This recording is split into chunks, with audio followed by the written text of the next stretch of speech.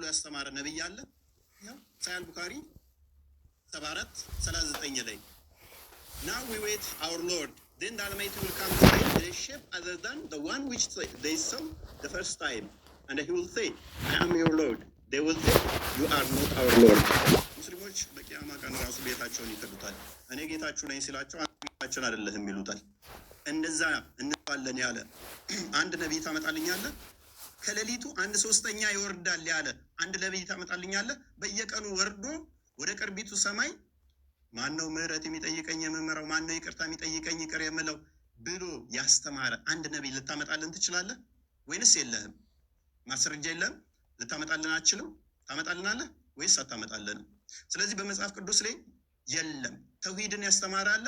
የለም። ሽታውም የለም ማለት ነው። መጽሐፍ ቅዱስ ጋር ቅድም ያነሳው ነገር ነበረ። ትርጉም እኔ ነግሬህ ነበረ። ሜቢ አልሰማህ ይሆናል እንጂ በደንብ ነግሬህ ነበረ። በአማርኛ እግዚአብሔር የሚለው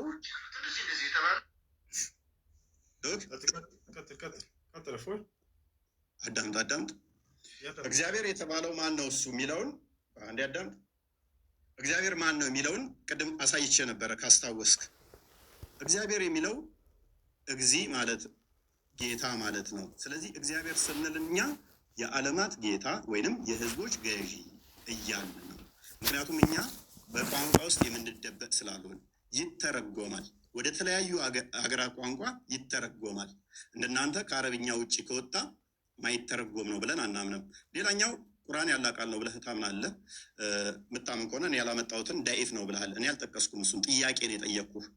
ለምሳሌ እቺ አሊፍ ላሚም ያላህ ቃል ከሆነች በደንብ አስተውል። ዳኢፍ የምትለው እኔ ሀዲስ ነው የጠቀስኩብህ። እችን ነው የጠቀስኩብህ። አሊፍ ላሚም ያላህ ቃል ከሆነች አላህ ቃል ንግግር የሚናገር ከሆነ እችን ተናግሯታል ፍጥረትን ከመፍጠሩ በፊት ወይንስ ፍጥረትን ሲፈጥር ነው እችን የተናገራት? ስለዚህ አላህ ከባህሪያቱ ኤክሰርሳይዝ ያላደረገው ፍጥረትን ሲፈጥር ብቻ የሚያደርገው ባህሪ ነበረው ማለት ነው። ፍጡር ያልሆነ ነገር ግን ፍጡር የሚያስፈልገው ነው ማለት ነው። አላህ ለመናገር ፍጡር ያስፈልገዋል። ፍጡርን ካልፈጠረ አሊፍ ላሚም ብሎ መናገር አይችልም ነበር ማለት ነው። ይችላል ካልክ ፍጥረትን ከመፍጠሩ በፊት አሊፍ ላሚም የሚል ነበር። እንዲሁም ደግሞ ሴቶቻችሁ ለእናንተ እርሻ ናችሁ የሚለውንም ይናገር ነበር።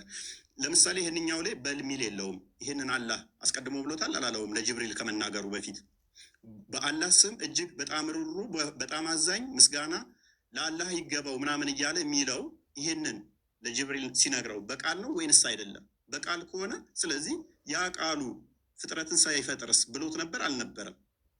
ምክንያቱም አስቀድሞ ካላለው በደንብ አስተውል፣ ፍጥረት ይፈልጋል ማለት ነው። የአላህ ቃል ፍጥረት ይፈልጋል። ወይንም አላህ ባህሪውን የሚገልጸው ልክ ፍጥረት ሲኖር ብቻ ነው። ፍጥረት ከመኖሩ በፊት ይሄ የለም ነበር ማለት ነው። ቃሉ ምንም ሚውት ነበር ማለት ነው። ምንም አይናገር ነበር ማለት ነው። ወይንስ ፍጥረትን ከመፍጠሩ በፊት ይናገር ነበር ብዬ ቁርአንህን ነው እንጂ የጠየቅኩህ ሀዲስ አልጠየቅኩም። ደግመህ ሀዲስ እዘህ እንዳመጣ ማለት ነው። ተሳስተህ ሀዲስ እዘህ እንዳመጣ። ሌላኛው እግዚአብሔር 3 ነው ብሎ የሰበከ ምናምን ብለሃል። እኛ እግዚአብሔር 3 ነው ብለን አናምንም። ተሳስተሃል ኡስታዝ። እኛ እግዚአብሔር 1 ነው ብለን ነው የምናምነው። በመጀመሪያ እግዚአብሔር ሰማይና ምድርን ፈጠረ። ኤሎሄ የሚለው ፕሉራሊቲን ያሳያል። እኛ እግዚአብሔር አንድ አምላክ አለ ብለን ነው የምናምነው። ዘዳግም ላይ ምዕራፍ 6 ላይ እንደሚናገረው ያ አንዱ እግዚአብሔር ግን አንዱ እግዚአብሔር እስማ እስራኤል ሆይ አምላካችን እግዚአብሔር አንድ ነው ይላል። ይህ አንዱ እግዚአብሔር ለፍጥረታት ሁሉ አባት የሆነው እንጂ አንተ አላህ የምትለው ጭንቅላት የሌለው ባቱን ገልጦ የሚያሳየው አላህ አይደለም። እሺ እንግዲህ ያው ከዚህ በኋላ አንድ 10 ደቂቃ ነው ያወራነው ይመስል። እፎይ ጨርስ በቃ አለች ሰከንድ። ኦኬ አሁን ስንት ደቂቃ አለ? 10 ደቂቃ አለ። ይቀጥል። አንተ ነህ እንጂ አለ ማለት ይጀምር ብዬ ነው። ይጀምር ያንተ አልጨረሰም። ኦኬ ሳልጨርስ ነው እንዲያስቆምገኝ። ይቅርታ። እሺ መጨመር ትችላለህ። አንድ ደቂቃ በቃ ጨምር። ይቅርታ ጨምር። ኦኬ አልጨረስኩም ነበረ። ኦኬ እሺ እንትን ያለኝ መስሎኝ ነበር።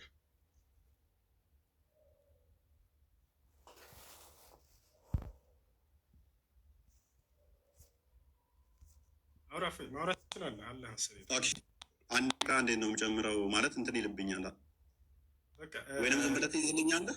ልክ 10:32 ሲሆን በዚሁ አንድ ደቂቃ ላይ ለምን አትይዝልኝ? ማለት አንድ ደቂቃ ያዘልኝሽ ጥሩህ ላይ የሆነ ችግር የለም። በቃ እሺ።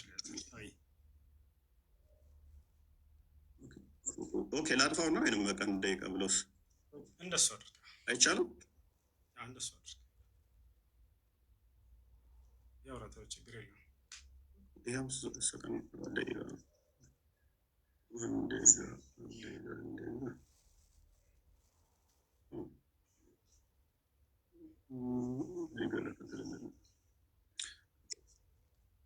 በቃ እዚሁ ላይ አንድ ደቂቃ ሲሞላ እንትን እለዋለሁ። ይታያል?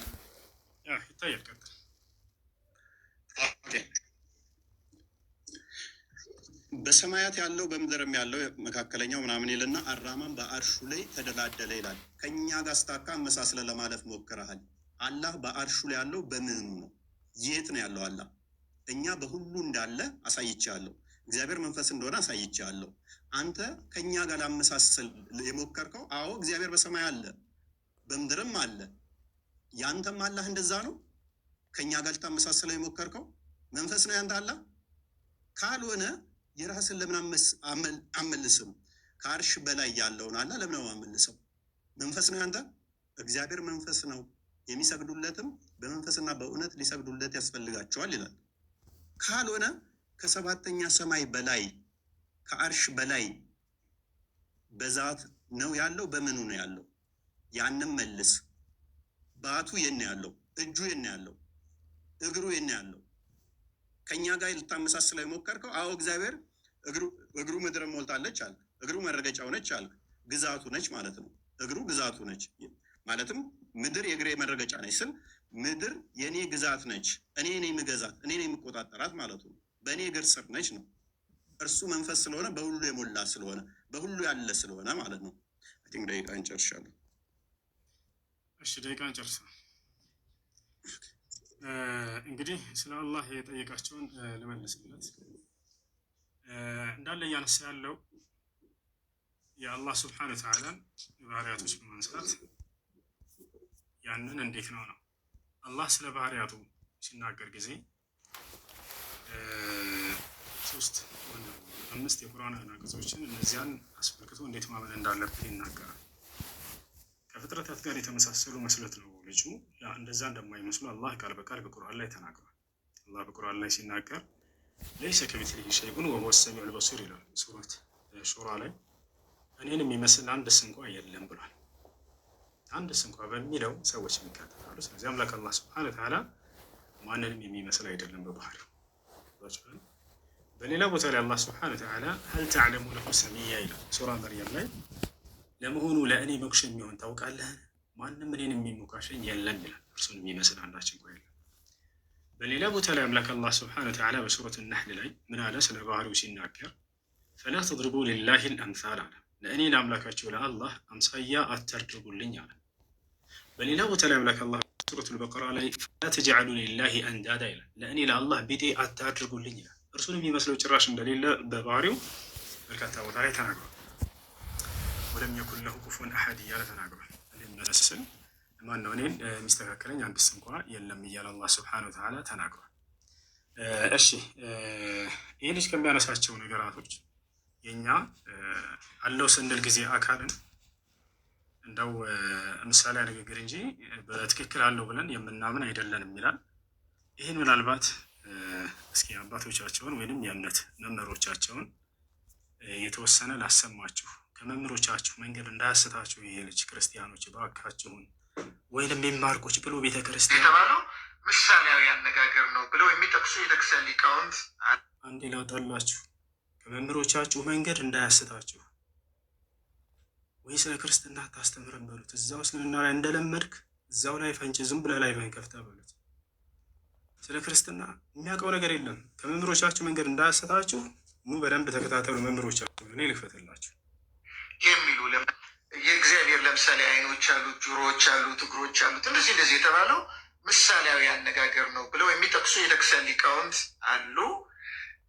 ቅዱሳን ሆነው እንደዚህ የሚናገሩ አሉ። ሁለተኛ ደግሞ አይ ምሳሌ ሳይሆን አለው። ለምሳሌ አይን አለው፣ ጆሮ አለው፣ እግር እንደዚህ አለው፣ ግን አይመረመርም የሚሉ ለምሳሌ ሰለስቱ ምዕት በሃይማኖተ አበው ይህን ያነሳሉ። ቅዱስ አትናቴዎስም ይህን ያነሳል።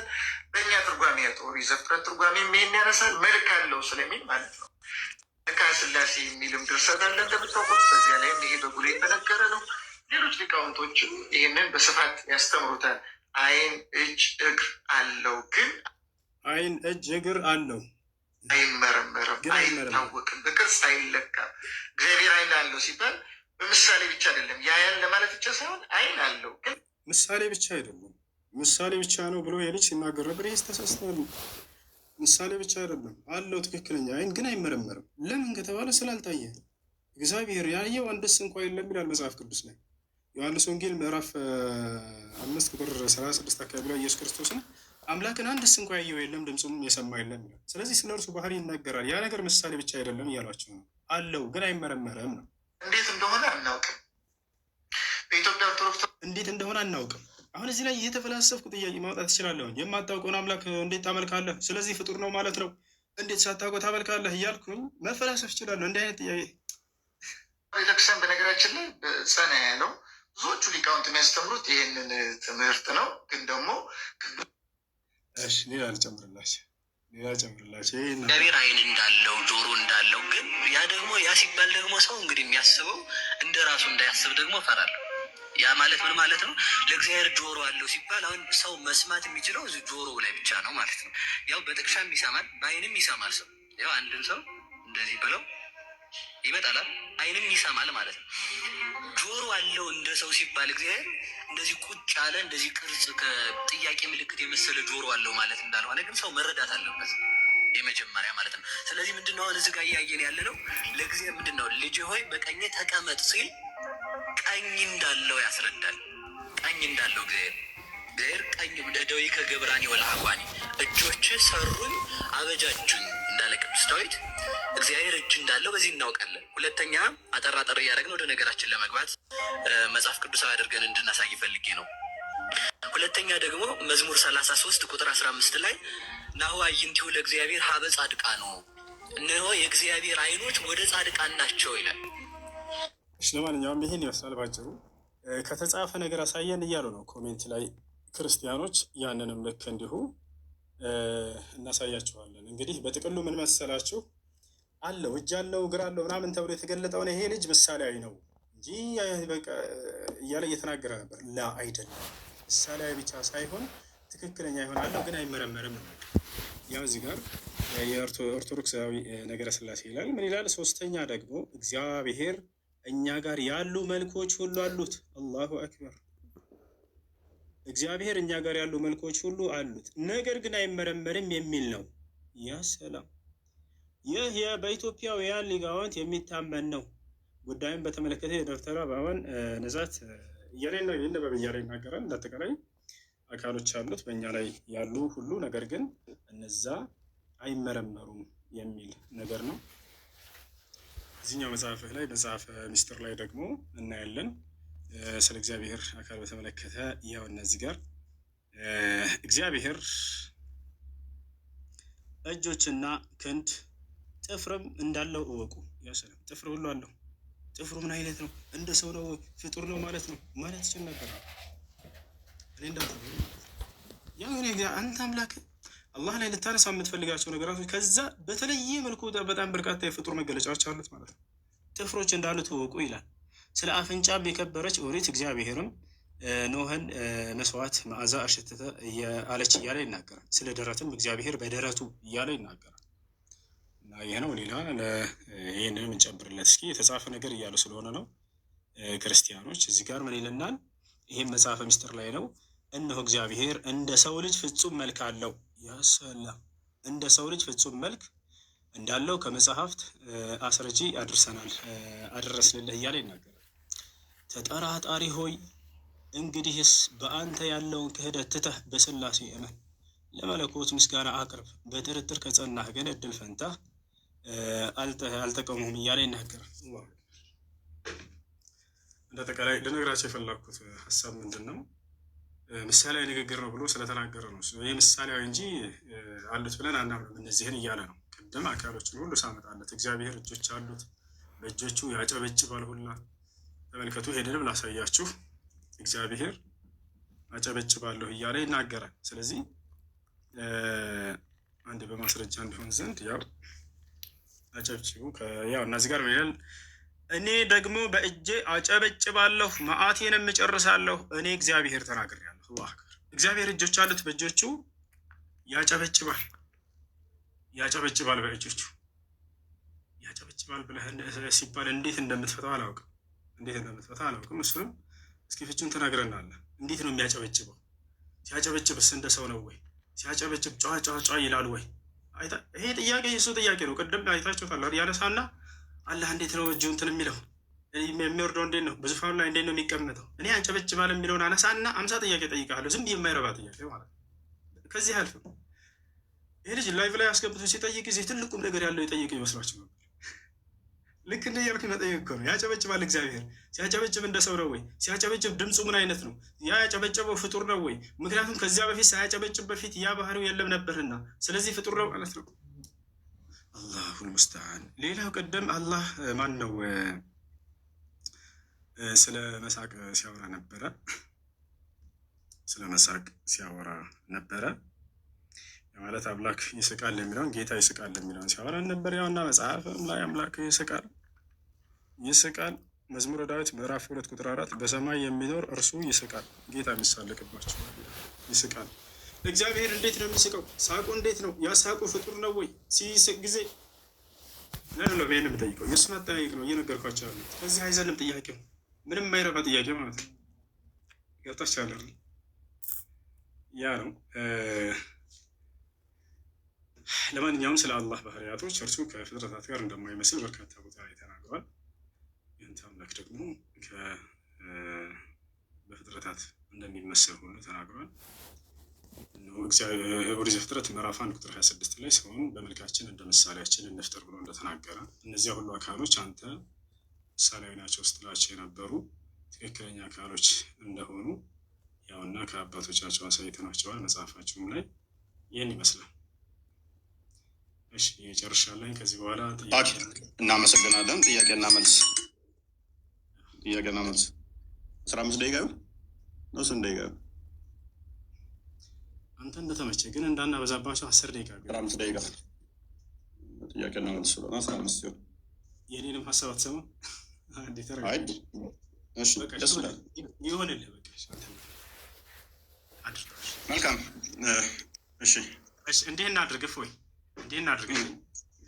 10 ደቂቃ እናድርገውና 5ቱን ደግሞ ስለ አጋንንት በእስልምናና በክርስትና በጥያቄና መልስ። እሺ ይሄ ጥያቄና መልስ ፕሮግራም ስለሆነ እሺ ማለት 5ቱን ደቂቃ ስለ አጋንንት በእስልምናና በክርስትና ጥያቄና መልስ ላይ እንጨርሰዋለን። ጥያቄና መልስ ላይ ያልቃል በዚሁ 15 ደቂቃ ሆነ። ያው ከአጋንንትማ ጥያቄና መልስ እንዳታመጥ። ይሄን ከመጀመሪያ እና በደንብ በክርስትናና በእስልምና አጋንንት ምንድን ነው የሚለውን ብያለሁኝ። ወዴትም አትሄድም ጎበዝ። እንደዛ ከሆነ 15 ደቂቃ እንጨምረውንም አስረብሽ። ከዛ ጥያቄና መልስ እንደገና እናደርጋለን። አንድ ተረጋጋ። ቆይ እኮ እንደዛ ከሆነ ጥያቄና መልስ አይወጣም እኮ እሱ ቅድም እያነሳን ያለ ነው። አጋንንት ላይ ቅድም ስታነሳ አረጋ በል ሀሳብ ልስጥህ እንጂ ቀስ በል።